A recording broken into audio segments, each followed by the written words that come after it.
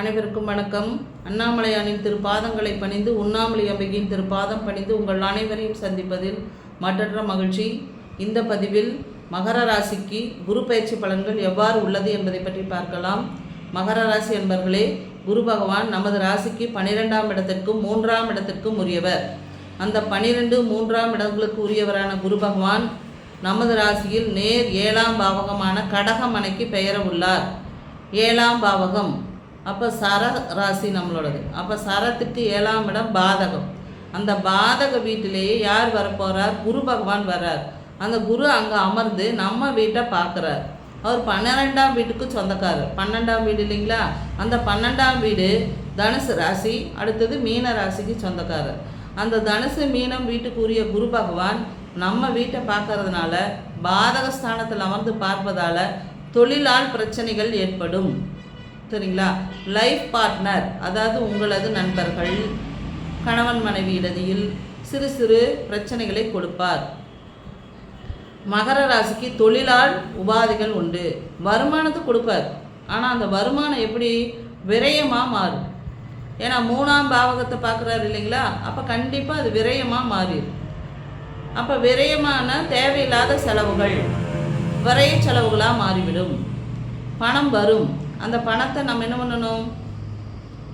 விரயங்கள் ஏற்படாதவாறு அதை ஏதாவது ஒரு வகையில் நிலத்தில் முதலீடு செய்வது, அடுத்தது ஆபரணங்களில் முதலீடு செய்வது, இந்த மாதிரி செய்துட்டு வந்தோம் அப்படின்னா கையிருப்பு அப்படிங்கிறது இருக்கக்கூடாது. மருத்துவ செலவுகளை கொடுத்துருவார்.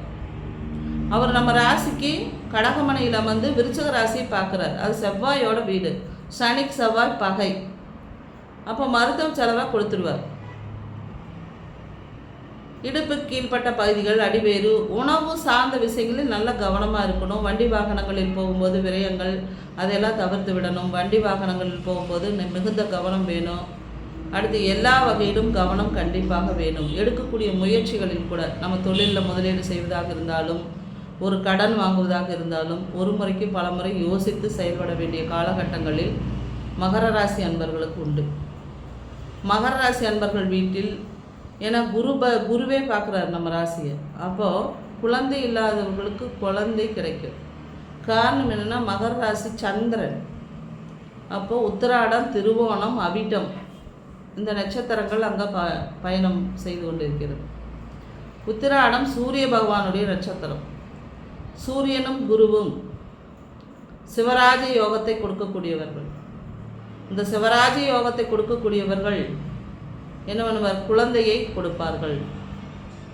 திருவோணம் நிலத்தால் ஒரு விரயங்கள், நிலம் வாங்கிறது, நிலத்தை அளந்து பார்க்கறது, இந்த மாதிரி ஒரு விரயங்கள். அவிட்டம் ஒரு இடப்பெயர்ச்சியை கொடுத்துருவார். ஆக இந்த மாதிரி தவிர்த்து கொண்டு, சரிங்களா? குழந்தை பிறப்பு சிறப்பு. அப்போ குழந்தை உருவாகும். நம்ம குடும்பத்தில் யாராவது ஒருத்தருக்கு குழந்தை பேர் இல்லாதவர்களுக்கு குழந்தை பேர் கிட்டும். நிலம் வாங்குவீர்கள். நிலத்தை அளக்கணும். அப்போ இடம் வாங்குவோம். அதன் மூலமா ஒரு விரைய செலவுகளை செய்து விடலாம். இவ்வாறாக குரு பகவான் கவனம் தேவை.